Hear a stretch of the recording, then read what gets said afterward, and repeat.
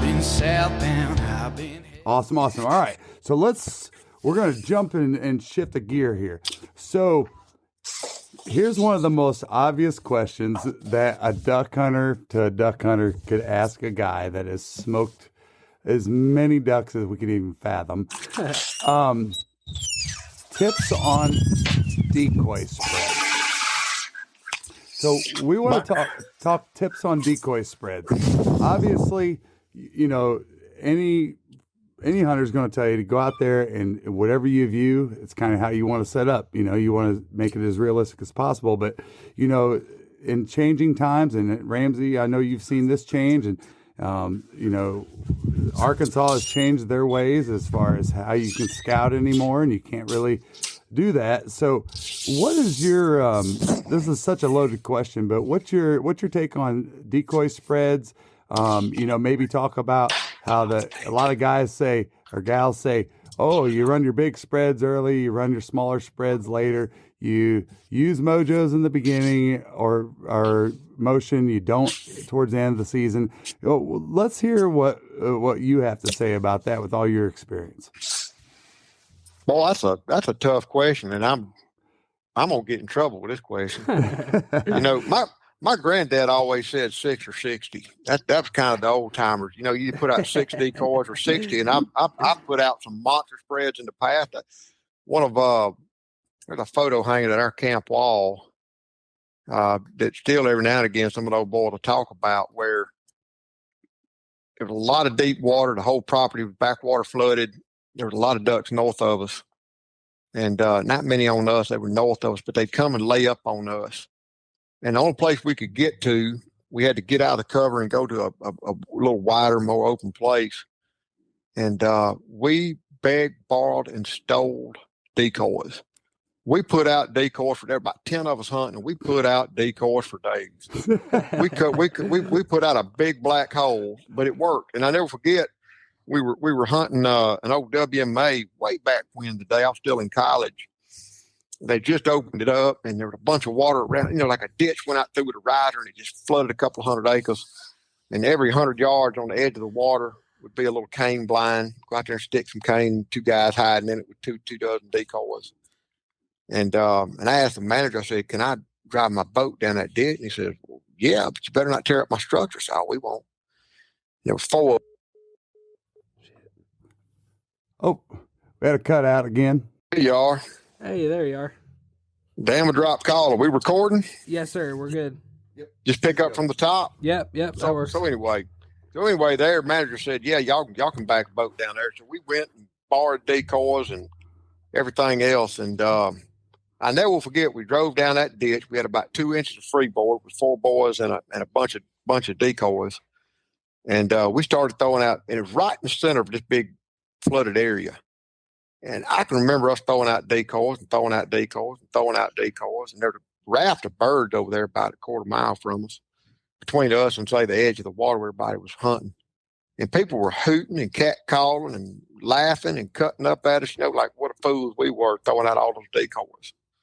And we just threw them out, buddy. We threw them out and threw them out and threw them out. And parked the boat and went and hid in natural cover. Well, about that time, somebody sailed a duck. Somebody shot a sky busted a duck, shot him tall. He sailed down towards the thing. He sent his dog. The dog ran out towards that water duck.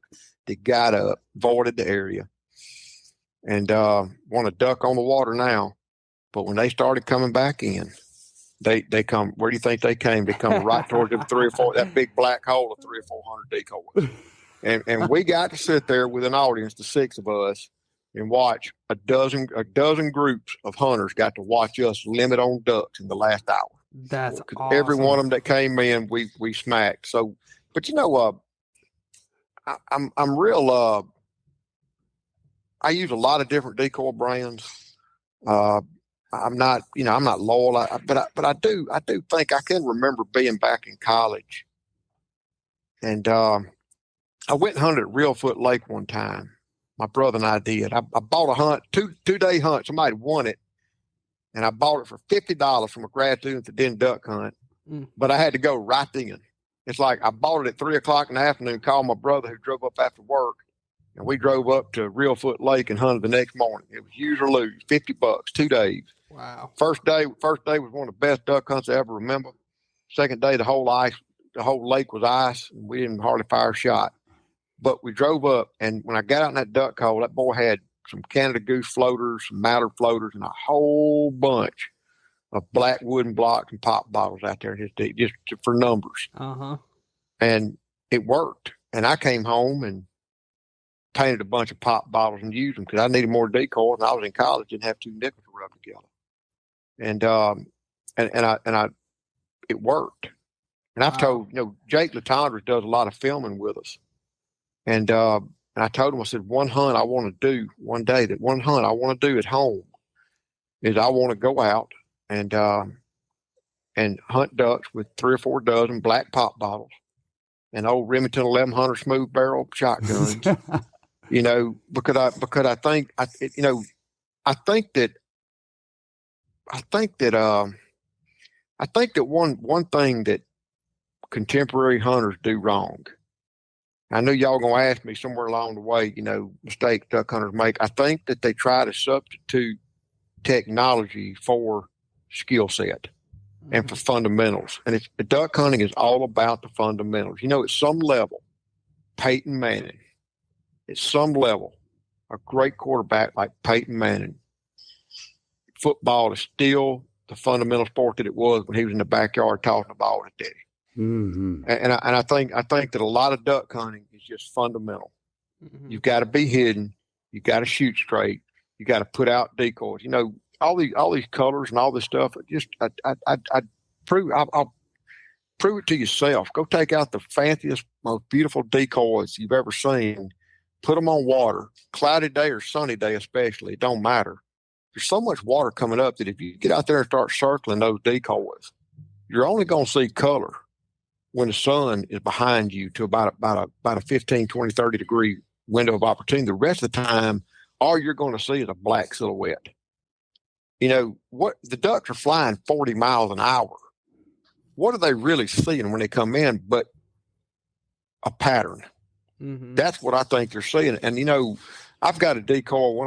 I collect decoys, but I don't collect fancy decoys. I collect junk that hunters around the world use to kill ducks over.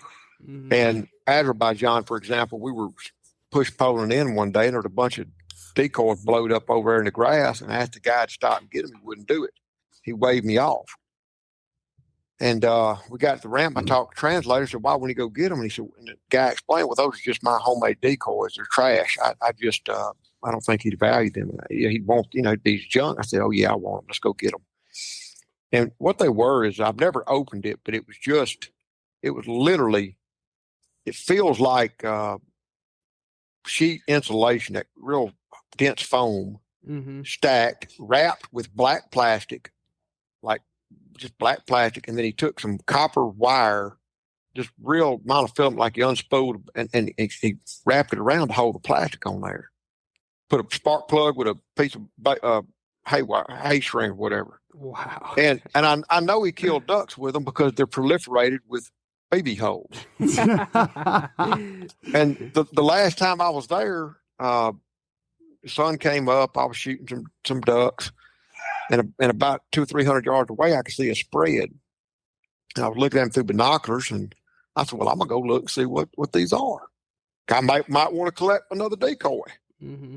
And I kind of came in around the shoreline, and I stopped at the blind and looked, and it was just shin deep in spent hulls. Because those guys over there market hunt still. They hunt to feed their family. There ain't no sport hunters. Mm-hmm. You get outside of town, you see these kiosks with wild ducks for sale, and a line of people buying them. So, these guys are making their living shooting ducks.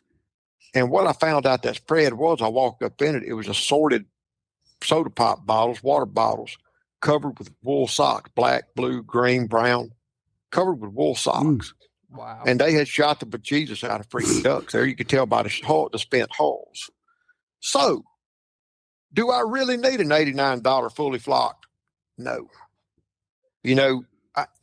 So to answer your number of how to put out decoys, I think, I don't think that ducks land in a J pattern or a V pattern or a broke line. The reason we put out these patterns is because ducks are a creature of habit, and it makes it easy for them to land.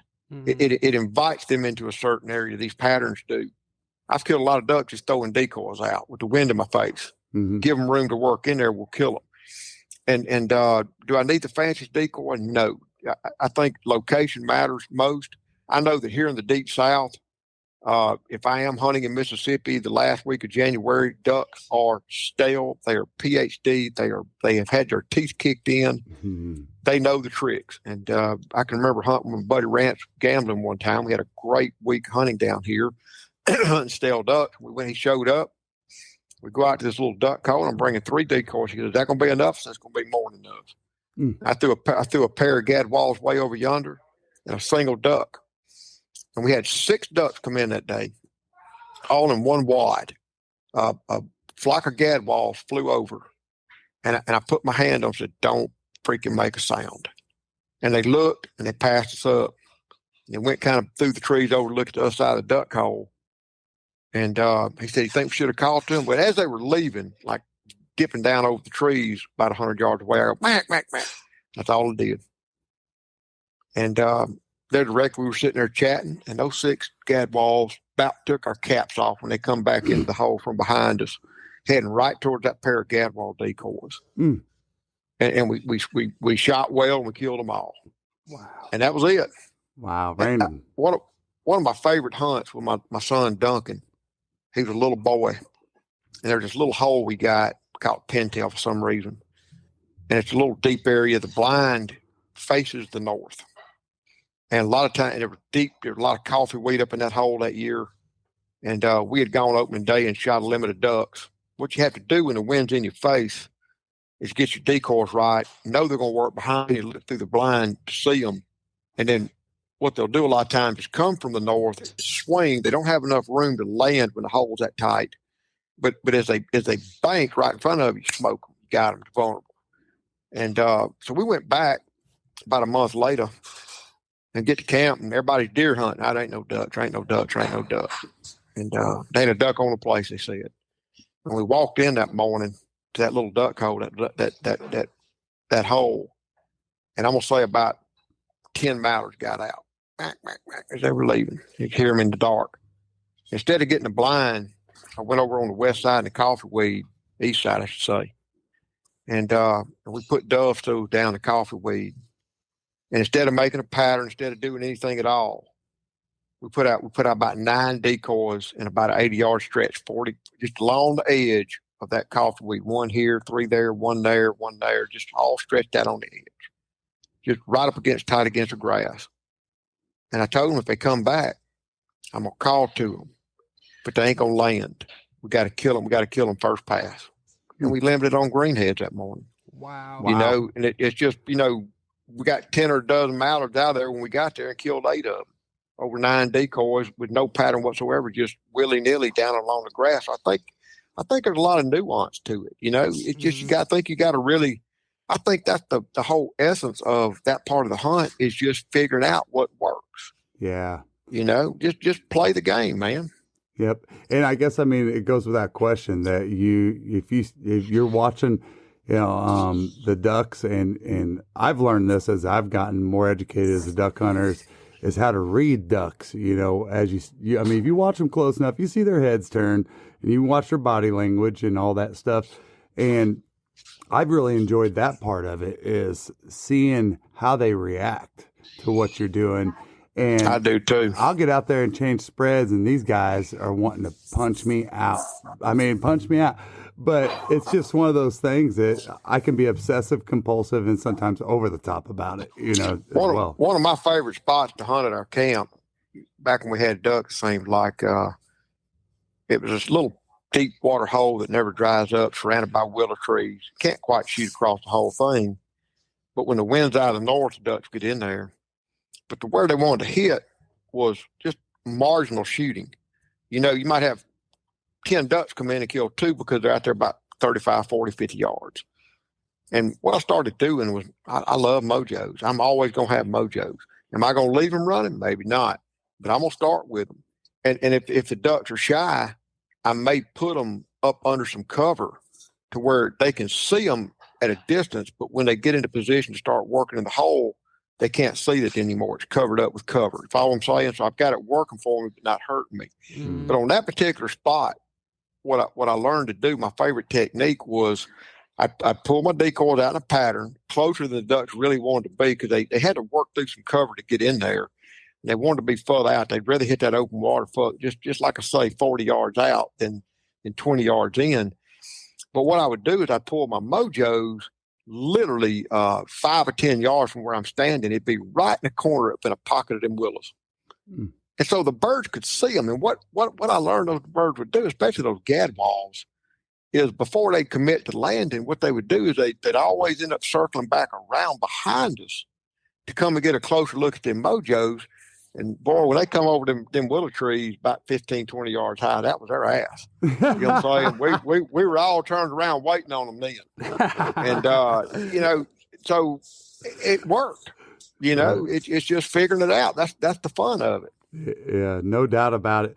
No doubt about it. So, when we're talking about decoys, and like you said, you don't really have any specific, you know, I feel the same way, Ramsey. I just like to see a decoy work, and I've got certain decoys. Like I keep talking about this decoy that they don't even make anymore, that Academy came out with several years ago. It was a very light plastic green wing decoy. But buddy, if I got those things out there, they're the only decoy moving, because they will catch the wind. With that said, you know, what is some of your like go-to gear? You know, I'm not looking, we're not trying to prop any manufacturers or anything but now. I'll tell you, I think everybody that keeps up with me knows this to be true. Mm-hmm. We've got a podcast. We've got a following. We've got a presence in the duck hunting world. I'd say I'm not a celebrity. I absolutely, man, look, I'm a burn victim. I ain't got a face or nothing for celebrityism. I don't have a personality for celebrity. I despise celebrity. Mm-hmm. You know, it's like everybody in this culture today wants to be a rock star. Look, there was one Elvis Presley. right. Okay. There was one. Right. And so, and I ain't him. So, you know, so what I'm trying to say is, you know, if you look at my hunts, the places we hunt in Argentina, Azerbaijan, around the world, I've been there personally, and I've helped develop some of them. I've put my feet under the table. I've walked the miles in the marsh, and having done it with a lot of different hunts down there, I've got a basis of comparison that compels me to believe this hunt is what I want in a wild remote hunt. This hunt is what I want in a combo hunt. This hunt is what I want in a managed hunt. This is my experience. This is what I perceive is the best of the best. That's the way I lay it out. Mm-hmm. And, you know, when you're traveling 6,800 miles from home and around the world 300 days a year, I don't care what is cool. I don't care what you're wearing. I want what works for me. Mm-hmm. And I'll run you down. I've been through a lot of different name brands, and I don't care. Somebody asked me one day, I can remember the question, at the Dallas Safari Club, Sitka had yet to launch their waders, but they were close. And somebody asked me, would you ever pay $1,000 for a pair of waders? And I could tell by the follow-up questions he was spoiling for an argument, but my answer was, hell yeah, if it don't leak.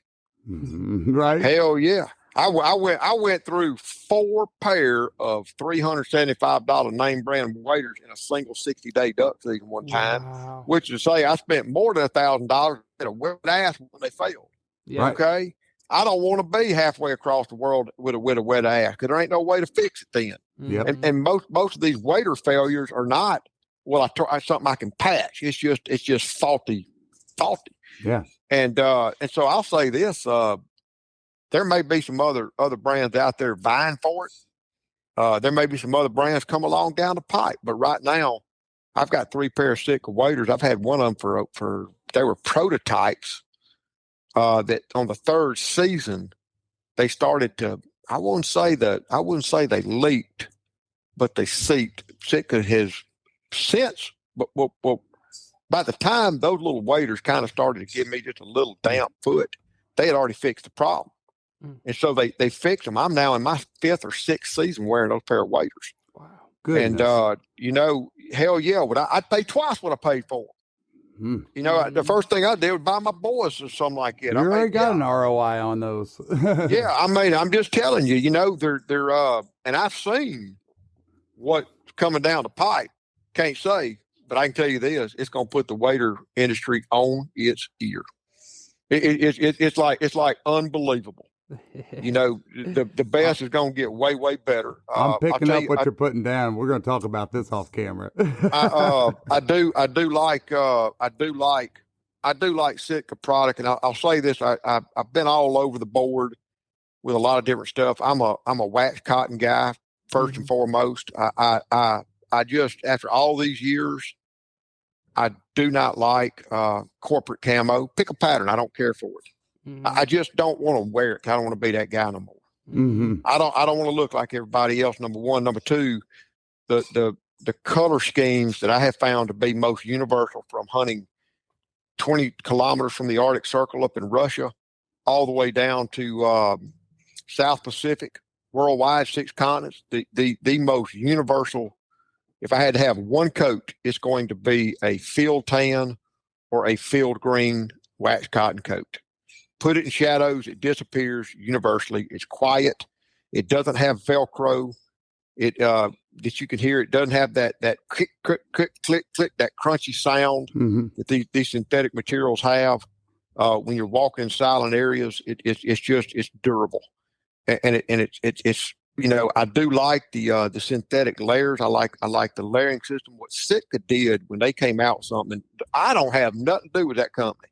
Okay, they don't sponsor me. I'm not in their wheelhouse. I'm just telling you what works. What I like that company did, besides make a damn good pair of waders, is they they never sold a coat. They never sold a pair of bibs. They never sold they sold a system that worked together from skin to outer layer. And that system works. I wear a little bit of Sitka. There's another company that I absolutely love. I do have a sponsored relationship with them, but only because one of them called up and said, "There's 10 people in our company, and you've worn that jacket more than all of us put together have in our lifetimes." It's a company called Vormy. They make a wool that is the most unbelievable wool I've ever worn. It's not itchy at all. They put just a little bit of nylon. They've got some system that's nice on the skin, but just the technology is such that when old Char Dog shakes off on me, it beads water. Now, if I sit in the rain in it, I'm going to get damp, but it will bead water at a glance, and that's important to me. And the great thing about wool is when wet, it still functions like it's supposed to. It still keeps you warm. It still keeps you insulated. I don't think that anybody does it better than Vormy. I love their undergarments as a wool base layer, and I love that high E hoodie. I wear it. Not everywhere I duck hunt 300 something days a year is cold. Some of it's Africa, very hot. But on cold, it starts off cold, then it gets hot. Guatemala, it starts off at 80, gets up to about 100. You ain't wearing no wool down there. And I wear a real lightweight tropical. Some company out of Texas named Poncho. Don't know who they are, but I just know I love their shirt because they're wet dry real quick. But I wear that wool. Golly, a lot of days. If it's 50 degrees or cooler, I've got that Vormy on. There's a company out of Alabama named Tom Beckby that makes a 6 ounce and an 8 ounce wax cotton. I swear by it. I absolutely love. It's the perfect weight. I can pack it. I'm not overweight like I am on some of them old heavy wax cotton products. It's a very very durable coat. It's a very good looking coat. It's got a nice fit that I like, and they're just fixing to release. I just got my hands on kind of a short coat that wears a lot, about the length of a denim jacket, a little bit more. And I can tell you right now, that's an instant favorite. I will that coat. I'll probably be buried in it.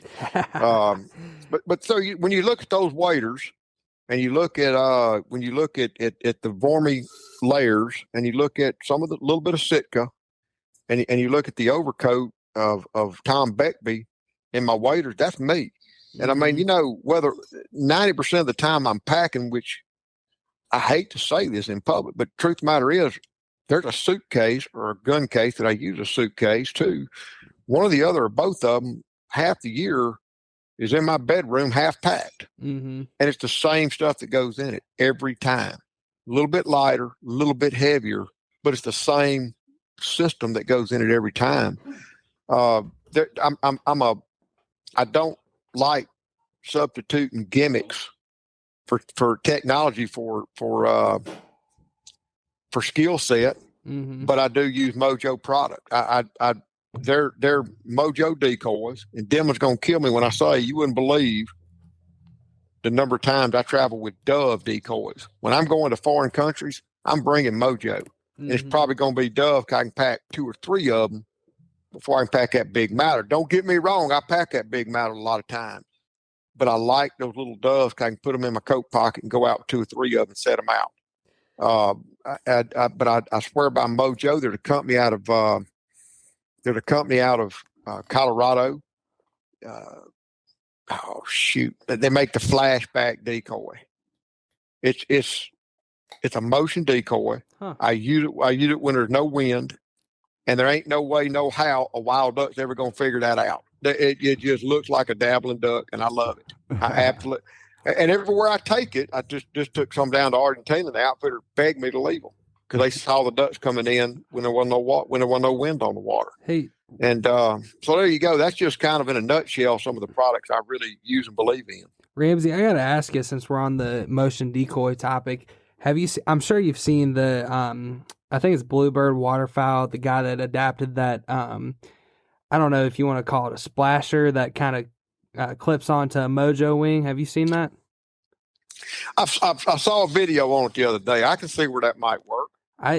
He was on he's on a couple different podcasts recently, but he was on the Dr. Duck podcast, and he said one of the things that outside of just the ripples you're creating and interacting with your decoys on a low wind day is it creates this like splashing effect that he is claiming that when ducks are close, it's mimicking the sound of like ducks, interacting with each other, flapping their wings, which makes a lot of sense on paper, One of the coolest Indian tricks I ever saw, that wild marsh I like to go to down in Azerbaijan, down in Argentina. It was me and a guide, and took me and a couple of guys hunting, and the roger bills were working. We were calling to them, and about that time they got downwind, and both those boys dropped down to their knees and started splashing the water with their hands. Yeah. And those birds on about the 3rd or 4th pass circle, they started splashing the water with their hands, kind of like slapping it, and those ducks just locked up right into the decoys. Wow. We need to bring out some drumsticks. Yeah. So it's I've seen, they figured it out. So maybe it does work. I do know this. I do know when I used to fly for the government counting ducks, especially on a windless, clear day, two things I noticed when you're flying over ag fields. At a glance, at 1,500 feet, 1,000 feet, you can tell they're decoys because beneath the decoys is clear. You can see the bottom of the water. And when ducks are in it, they're so moving. They're always paddling their feet. They're always doing stuff. They're feeding. It's muddy. That's one thing. And I've always wondered how come somebody didn't come up with an idea of something that kind of just churns the bottom and makes it muddy beneath our decoys. That would probably work. That's number one. Number two is ducks are always moving. Ducks, birds, go, just a songbird. Go try to take a picture of a duck or a bird, and he's always moving. He's always moving. And, so I think there's a lot to some of the splashers, some of the different stuff. Hey, look, and I'm not going to discount an old pull string. My son and I use a pull string as much as anything. Yep. just to get that motion out there. But it just, for me, a lot of the habitats you hunt, a pull string may not be practical. Right. You know, It's funny, Ramsey, you talk about that because, you know, I get, you know, the reason why my name is HD Duck Hunter is because, you know, everything I do, everybody laughs at me, says I do it high definition, you know, and yeah, I might be over the top, but oh well. But, you know, I remember we're out there hunting flood timber hole and the ducks just weren't committing, you know, and I went out there and started running around like an idiot. And they're like, what are you doing? I go, I'm making the water muddy. I go, if a duck is here, they're going to be able to see that mud difference in the water than they would ever a decoy. They will. They sure will. You know? And you mentioned the jerk strings and stuff, and different environments, it doesn't work. Like when we hunt Florida, a lot of times we hunt this place that's about 4 foot deep. It's a reservoir, and it's thick with hydrilla, so it's a lot of ringnecks. You might shoot a few teal, that kind of thing. And good luck trying to pull a jerk string in that, because exactly that hydrilla chokes it out, you know? Yeah. Exactly. Yeah. So it's cool to see the innovation of the products, but it's also cool to reflect back on, you know, like what you were saying, Ramsey, on those basics. You know, the whole time you were talking about that, I was thinking about, it was one of those Alaskan shows I was watching, and I think it might have been Life Below Zero or something. And, you know, he was teaching his kids how to take on that. I think it's called the Alabaskan lifestyle. I might pronounce that wrong, but they take him out there and they literally cut goose decoys out of cardboard and put them out there. And it's just so it's such a contrast of what can work and what doesn't work and what we love to see. You know, I've always said about decoys, you know, I go, the only person that thinks this decoy looks better than the next decoy is me, and that's why I want it. Yep. Or whatever. But yeah, we're big believers in the mojos, and you know, whether it's mojo or any other kind of motion, you know, no doubt about it, mojo led the flock within the innovation and all that, which kind of leads us into one of the topics I wanted to discuss. And what's hot here in the United States? What's our next waterfowl to hunt? And that's those blue wings. And so teal season's coming up in September. I don't know of another person that probably knows teal better than you, Ramsey. So talk a little bit about, you know, if you've hunted them in different places of the United States, talk about what you did in those different places. So maybe some of our listeners and viewers, you know, they go, oh, well, I hunt North Carolina, so maybe I'll hunt them this way. Well, blue wing teal hunting has become my favorite of all North American duck hunting species, because they still migrate, they still come down, they still behave. You know what I'm saying? Yes. And it's consistent. Now, I hunt in Mississippi, and it's a flyway state. You know, we got them today, we don't tomorrow. They're here today, gone tomorrow. Blue wings don't take pressure. They will flit in a heartbeat. And fortunately, it's a long pipeline. But my favorite place to hunt would be a stretch between Venice, Louisiana, and around El Campo, Texas. And that's where they're all going. They're all hitting that Gulf Coastal marsh, and some of them will jet on across the Gulf of Mexico, but a lot of them will veer to the west down towards the Katy and El Campo, and down that part of Texas, that old rice country down there. And from there, they'll go on into Mexico, and then either head out west. It's funny, you don't see a lot of blue wings in the Pacific Flyway, but you see a lot down in Mexico in the Pacific Flyway. Or they'll veer around, just hug the bank of the Gulf of Mexico and go on down into eastern Mexico, down into Guatemala, Nicaragua, things of that nature. I love to hunt blue wings. You know, you want to be, they like shallower water, vegetation. And, you know, think of a snake-killed rice field, or an old rice field, shallow water, crawfish ponds, rank vegetation, moist soil, anywhere like that. You'll catch those blue wings. They're so easy to hunt. It's warm. You don't have to be cold and miserable. As long as you don't mind snakes and mosquitoes. They love mojo decoys. they can be called to, man, with the decoys out. And I really, one time I got wildfowl to bite on a story I wanted to do, and I hunted Saturday, Sunday in Mississippi. We didn't fire a shot. They had not made it down to Venice, Louisiana. My host down there called me up and said, you come down and eat, but we ain't gonna kill. Well, they made it when I made it. They had a little front hit, and they showed up, and I chased them clear down to El Campo, just camp to camp, to pop to pop to pop, and I started doing that pretty regular.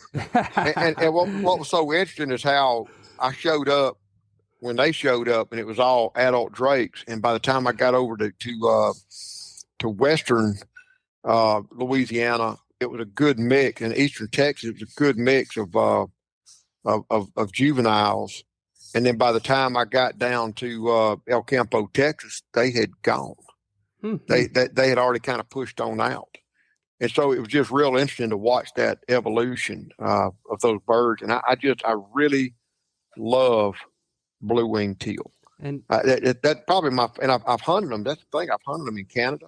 You get around these little, go out in the field, shoot mallards, go out to the little mud holes September, and you'll still shoot blue wings. I've shot them in September in Mississippi. I've shot them in Canada, and I've chased them all the way down to mid to late March down in Guatemala.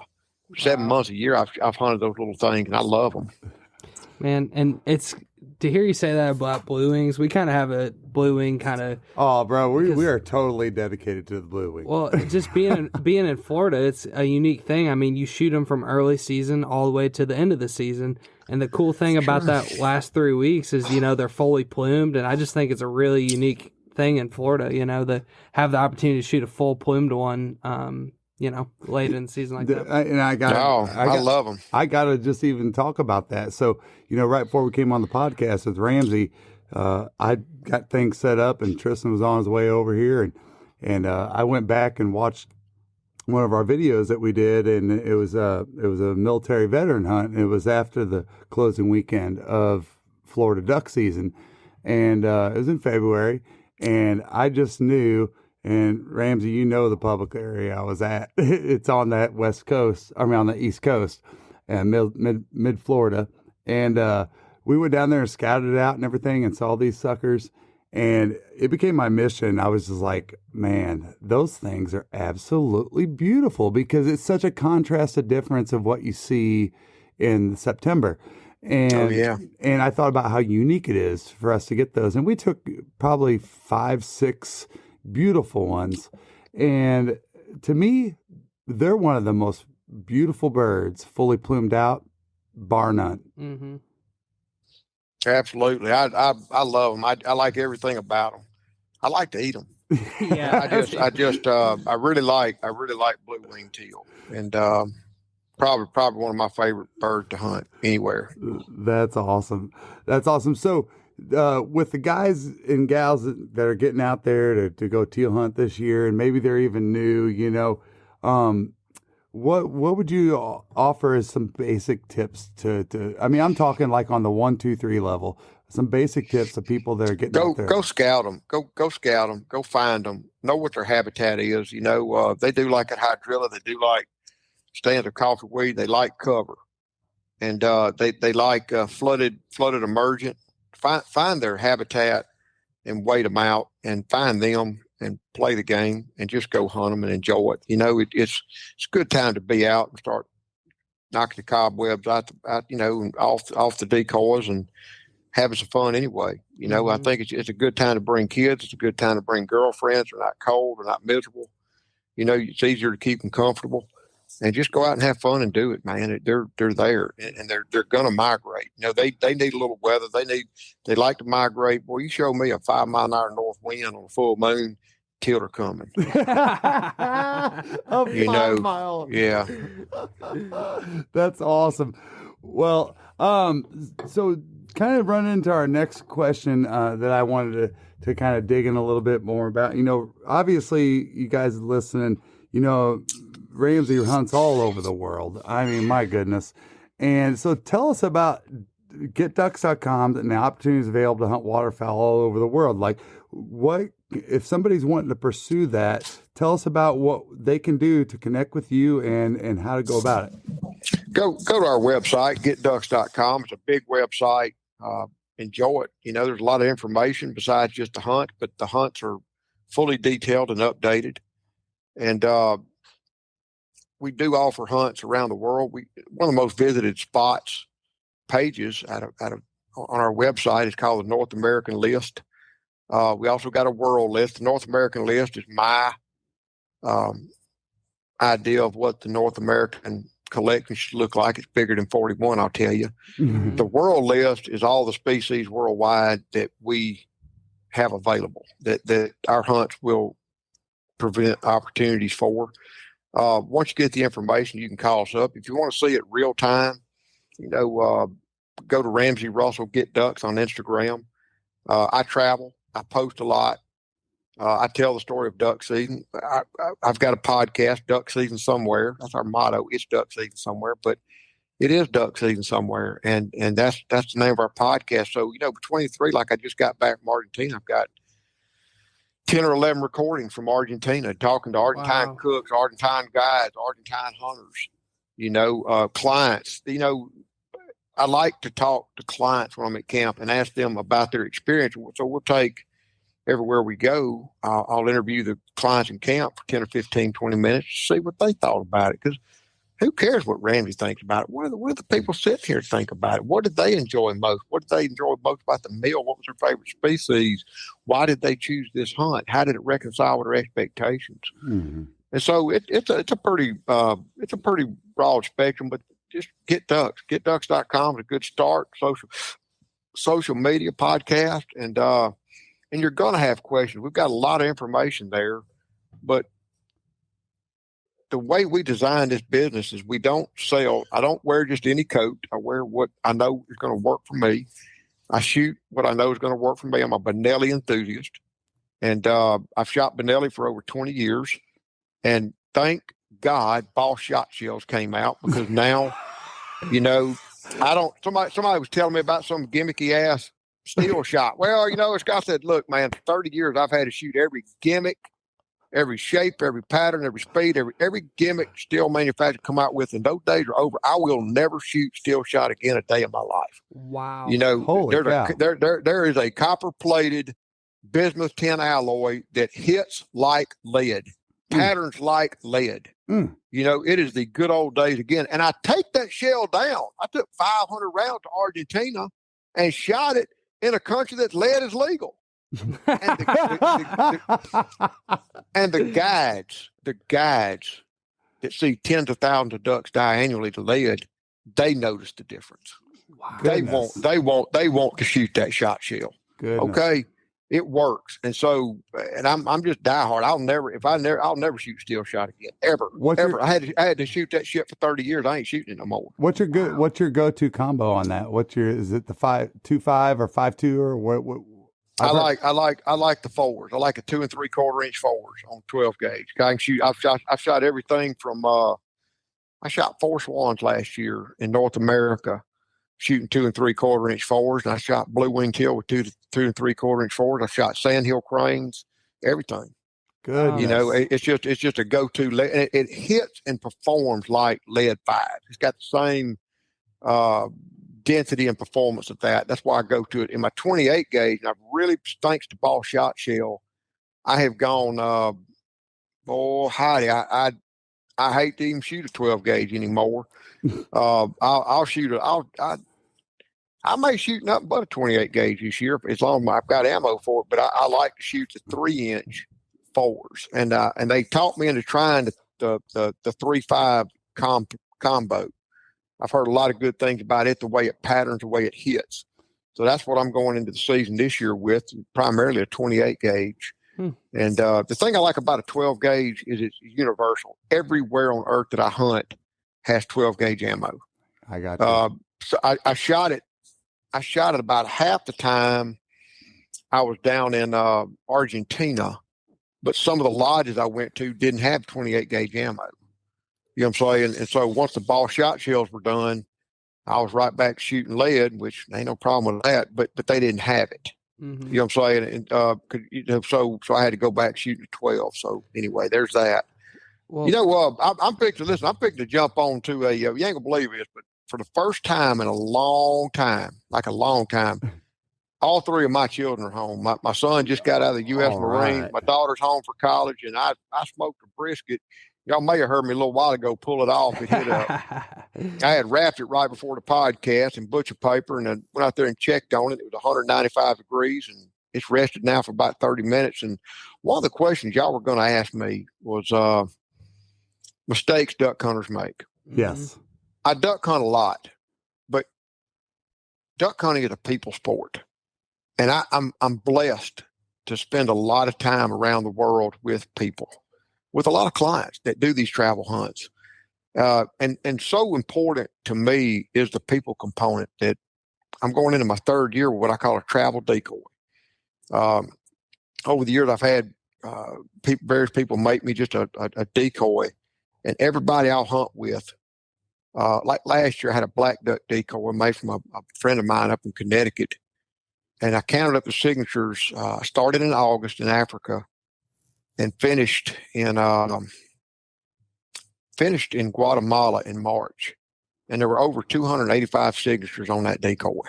Wow. Of people I got to share a blind with. And I just got back from Argentina, average of 10 people in camp every night for 60 days. You know what I'm saying? That's a lot of people I get to hunt with. Wow. And what I think is and y'all had sent me kind of a questions y'all might ask. And I gave thought to one of these things. Three things I think that hunters, three mistakes that hunters make. And first off, I think that whether you're going to trip of a lifetime in Argentina or driving 20 minutes from your home to go hunt with your buddies, I think that the modern day hunter, because of social media, primarily, I'm gonna throw it on social media, and I'm gonna throw some responsibility also on a lot of false industry narrative. You ain't cool if you don't hunt with my product and post pictures like we do of a whole bunch of dead stuff. Right. You ain't a hunter. I think that's false as false can be. It is. Because as somebody that hunts 300 some odd days a year, there are days you can do no wrong. Mm-hmm. There are days you can sit out in the middle of that duck hole wearing a tiger striped suit and come back out with your ducks. And there's days you can do no right. There are days that no matter what you do, the duck gods and the ducks win. Yeah. Mm-hmm. But most days, 80% of those days are somewhere in between. It is what it is, and it ain't what it ain't. And you shoot a few ducks, and you play the game, you play a clean game, you do the best you can. And you just ain't going to shoot a limit. But that's okay. You got to go duck hunt with people you care about, and you got to play that game. Yep. And so I think that one thing that in this day and age that maybe people do wrong, I think that whether they're hunting down in Argentina or they're hunting close to home, they approach it with an unreasonable mindset. Mm. And it can be perverted in a lot of different ways. Right. I see the guys that are trying to prop their egos with a bunch of dead ducks. I see guys that are trying to prove their buddies do the real deal with a bunch of dead ducks. I see sad people that have something missing inside them. It's a bottomless hole. Yeah. They're trying to fill that with dead ducks. And you know what I've learned about those kind of people is they're a glass half empty. If you try to fill it, they got a hole in the bottom of that glass. Something's broken. So approach duck hunting. There is no top of the summit. Whether it's duck calling or putting out the decoys or shooting or whatever, we can always make ourselves better. And that's the art of it, is making ourselves better and playing a better game than we did last time. But go into it with a healthy perspective and a healthy mindset of what duck hunting is and what it ain't. That's rule number one. Number second thing I see is, and I've mentioned it before, I see increasingly, especially among new hunters, they're trying to substitute skill set with technology. Technology keeps us warmer.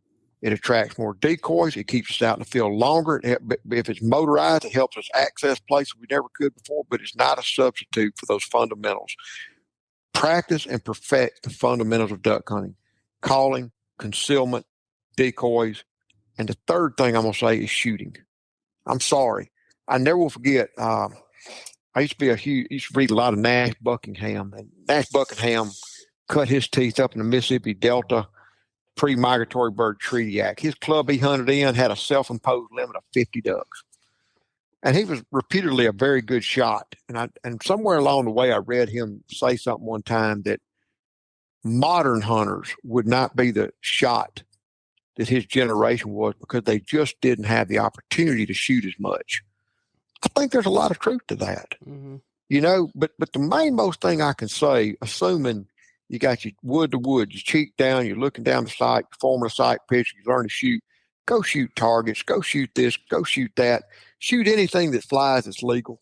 Go dove hunting, go pheasant hunting, go goose hunting, go duck hunting, go teal hunting, hunt all the time because the more you shoot, the better you're going to get, all things equal. Mm-hmm. But the main thing I see among clients when I'm sitting behind them or sitting in a blind with people, they get excited. It reminded me of a movie I saw one time, a Clint Eastwood movie called Unforgiven. And man, what a great actor. He just gets better and better the older he gets. I just saw one called Cry Macho. The man's 90-something years old, kick butt movie, you know. But it's it was a movie called Unforgiven. And somewhere along the way, he was a hired gunslinger going to go shoot somebody for doing something. And he was an outlaw. You know, Gene Hackman was a sheriff and was going to take him out, you know, and there was some city slicker reporter talking to Gene Hackman, and Gene Hackman, a reputed expert, was like, well, you know, in a real gunfight, people lose their cool. They lose their cool. And a real gunslinger comes in and he's deliberate. Well, at the end of the movie, when Gene Hackman got shot by Clint Eastwood and a bunch of other guys, Clint Eastwood walks into the room and everybody's shooting the floor and wisdom just shooting blindly because they're scared shitless. And he just cocks back the hammer and picks them off, calm, cool, and deliberate like a stone cold killer. and one thing I see, and I saw this, and it was on my mind recently because I was hunting with some folks down in Argentina. And it's one thing if you come in with fewer ducks than everybody else because you saw fewer ducks. It's something else entirely different if you shot 100 times and still come in with 17 to 20 ducks. Mm-hmm. But if you shoot 100 times and you're only shooting 17%, the problem ain't the ducks.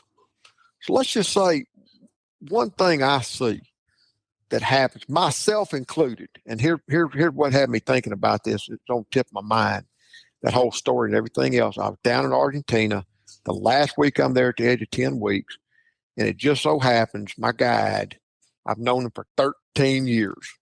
And we're buddies. We're Facebook friends. He's a guide. He's a dog trainer. He's a veterinarian. And we hunt together and we get along perfectly.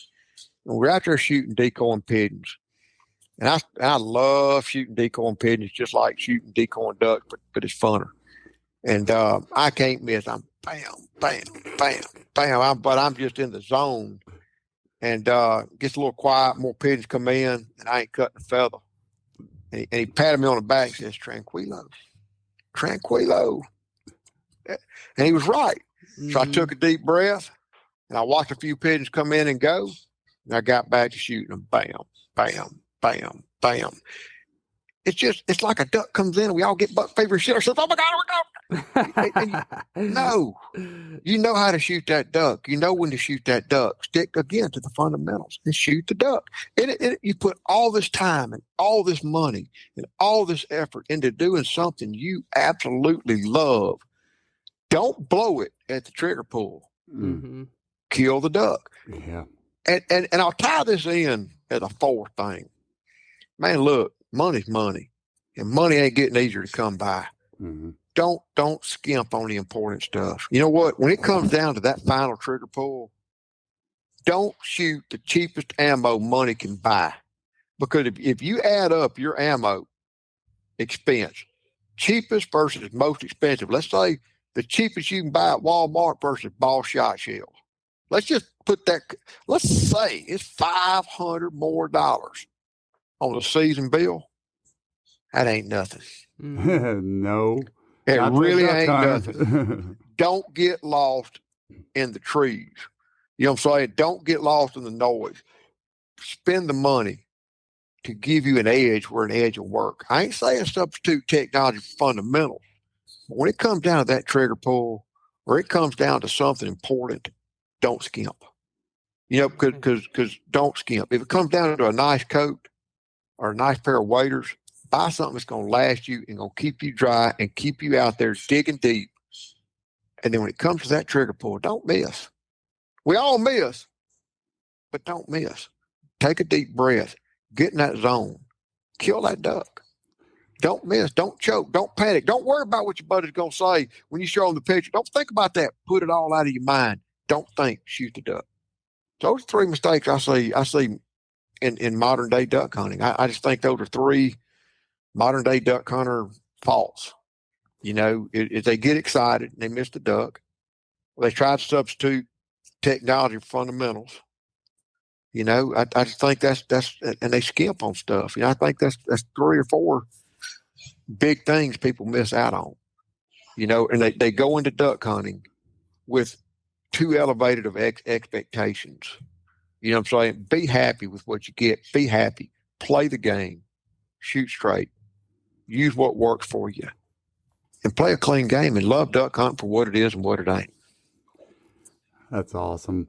Man, I'm sad. I'm sad. But at the same time, I'm so excited. We got the celebration of our country coming up. Ramsey has been traveling all over the world, and it just like you said, just 60 days down in Argentina, and we got so lucky to have you here today. Ramsey said about a month ago when we talked, he said, "You better remind me before then." I said, "I will." Oh. He said, "You better remind me before that." I said, "I will." And he said, and then he stepped it up a notch. He said, "You better call or text my cell phone because it's going to get crazy." And then the poor man had his best friend get a little lost right before the podcast, and lost hell. I think she I think she don't want to be home because she was down in Argentina with me for 60 days. I'm in the backyard. There's a hole in the fence. I'd have said a house cat couldn't get through. She got through it. I'm looking around like, where the hell my dog go? Did she head south? I live on a busy road. That's what scared me. So my mouth is dry. I'm going around. Y'all, I'm like, I already text y'all, said, "Hey, forget the podcast. I find this dog." Yeah. And it just so happens that she hadn't even just got out of the hole and was looking at something when some lady down the road, I don't know who she was, but I know her now, saw this dog. She's one of these ladies that likes stray animals and animal stuff, and picked her up, put her in a car. I put it on Facebook while I'm riding around like, "Hey, help me find my dog." And 10 minutes later, somebody called and said, "I think this lady found your dog." And it's crazy. But so I go pull up my lady's driveway, and there she is sitting in the lady's back seat. Man. And y'all, it about scared me to death. I lost a year of my life. This little dog just wanting to go hunt something, Yeah. They serve a special purpose. But man, Ramsey, thank you so much for taking time out of your busy schedule. I mean, to me, you are, you're my idol, man. I mean, I gotta tell you. And whenever I was, and I'm still a bow hunter, but from a kid, I looked up to my mom. I looked up to people like Chuck Adams, and I just look at Chuck Adams, Ramsey Russell, and it's humbling. Thank you. Well, thank y'all very much. I appreciate y'all having me and listening to the ramblings of an old man. Man, and Ramsey, I got to tell you, thank you so much for the wisdom and just insight you gave on a lot of things today, because there's a lot of things that, I'm a 25-year-old man myself, and I just hearing these things and having grown up a deer hunter and getting into duck hunting in the last 7 or 8 years is just a lot of good stuff and a lot of moments for me to think about, man, when I'm your guys' age, my dad and your age, that I could look back and say, teach somebody else these kind of things. So. That's the most important thing, Tristan, is that you guys, if we can embrace these young people to be as passionate as you are, as passionate as we are, and to pass this on, that's where we got to make that big difference. I got one last thing I'm going to share with y'all's audience. Just I mentioned previously, we're going into our 20th year in business, and plug into us in social media because to celebrate our 20th year anniversary, we're going to give away 2 all expense paid duck trips to Argentina. Oh, Wow. baby. Yeah, if the lucky winner's got a passport, all he'll have to do is meet me and be my personal guest. We got 2 of my top lodges down in Argentina for 5 days. Each winner will be my personal guest, all expense paid, airfare, shotgun shells, licenses to work. All you got to do is show up and win. And we'll probably run that this fall sometime and probably announce it sometime in February. But that's just how we're going to, who knows, by then we may have some more hunts to give away, but that's how we're going to celebrate our 20th year. Very cool, man. Goodness gracious. Awesome. So you guys heard it, folks. Listen, if you guys get a chance, get on getducks.com, get in and get embossed and indulge in his videos. You'll fall asleep to him rerunning on you on YouTube. But I hope to God that we can have you on someday soon. And Ramsey, God bless you on your travels and have fun with your family. And again, thank you. I will. Thank y'all much. Bye-bye. Yes, sir. Thank you. I've been southbound, I've been hellbound.